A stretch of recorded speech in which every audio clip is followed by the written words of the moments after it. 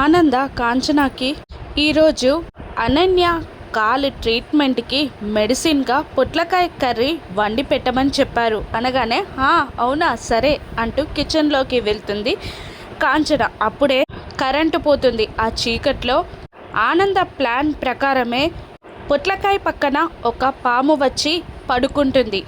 ఇక పొట్లకాయ అనుకొని కాంచన పాముని పట్టుకొని, ఓహో పొట్లకాయ ఎంత బారునా పాములాగా ఉంది అని అనుకుని కరెంట్ లేకపోవడంతో పొట్లకాయ అనుకొని ఆ పాముని మెడలో వేసుకొని అనన్య రూమ్లోకి వెళ్తుంది. అనన్య రూమ్లోకి కాంచన వెళ్ళగానే శరణ్య ఆనంద భైరవి దగ్గరికి వస్తుంది. అనన్య కాలికి ఏం కాలేదని నిరూపించడమే మన ప్లాన్లోని ముఖ్య అంశం అని ఆనంద శరణ్యతో అంటూ ఉంటుంది.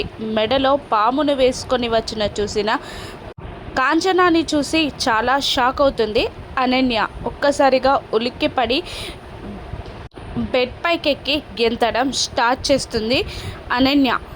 పొట్లకాయ ఏంటమ్మి పాములా కదులుతుంది అని అంటూ ఉంటుంది కాంచన. అది పామే అనగానే మెడలో ఉన్న పాముని విసిరేస్తుంది కాంచన. ఇక కింద పడి అనన్య కాంచనపై బుసకొడుతూ ఉంటుంది పాము. ఇక వీళ్ళిద్దరూ కిందికి పరిగెత్తుకుంటూ వస్తారు. హాల్లో కూడా ఆ పాము కాంచన అనన్యలని తరుముతూ ఉంటుంది. అప్పుడే లీలావతి, ఆనంద భైరవి, ప్రీతి, శరణ్య అందరూ హాల్లోకి వస్తూ ఉంటారు.